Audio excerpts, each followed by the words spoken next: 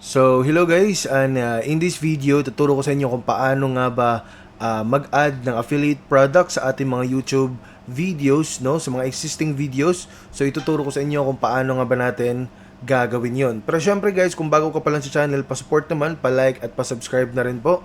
At sana ay ma-hit natin yung 100,000 subscribers po before 2030, no? So, pa-support po.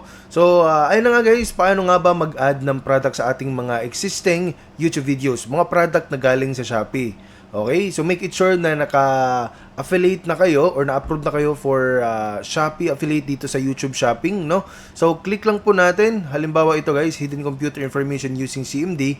Click lang po natin 'yan at dito po meron tayong makikitang product under po dito sa description. So i-click lang po natin 'yan tapos itong edit products, isa-search po natin dito yung product name or pwede din po tayong mag-search ng stores or sa Lazada Philippines, no? So, halimbawa guys, mag-add tayo ng product na perfume, no, from Hiroma, ang viral perfume nationwide. So, click next. So, ayan. Then, click done. Save. So, ganun lamang po kasimple guys, no? So, ayan, save na siya. So, mag-add tayo ng pangalawa. Halimbawa, ito. So, ganun pa rin. Same procedure. Click yung products. Tapos, search nyo po yung products sa Shopee. So, dalawang products yung i-add namin. No? So, click save.